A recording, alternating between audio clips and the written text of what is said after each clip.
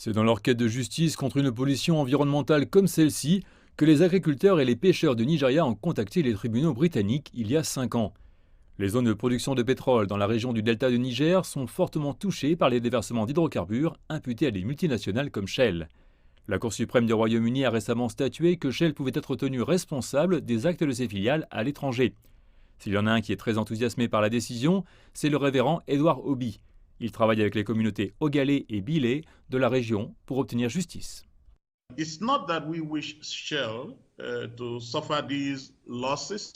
Ce n'est pas que nous souhaitons que Shell subisse ces pertes, mais il est important de noter que c'est un problème qui persiste depuis de nombreuses années. Et malgré les diverses tentatives d'organisations de la société civile bien intentionnées comme la nôtre de s'engager avec Shell et de les amener à voir ce qui est bien et à le faire de telle manière qu'eux-mêmes et les communautés locales bénéficieront de l'industrie pétrolière et gazière au Nigeria, Shell a été catégorique et très récalcitrant et n'a pas pris la peine de faire grand-chose.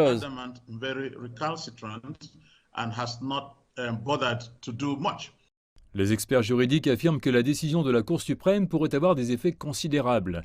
La décision pourrait ouvrir une vague de litiges internationaux contre d'autres géants pétroliers. C'est une gifle sur notre jurisprudence juridique que les communautés nigérianes devront désormais se rendre à l'étranger pour obtenir justice pour un déversement d'hydrocarbures survenu au Nigeria.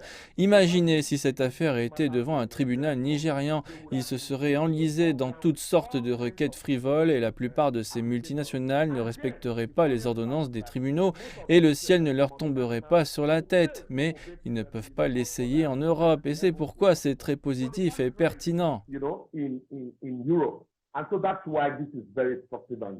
Les déversements d'hydrocarbures dus aux activités des compagnies pétrolières ont entraîné des ravages environnementaux. Les sociétés pétrolières attribuent certains des déversements au vol et au vandalisme des pipelines qui sévissent dans la région.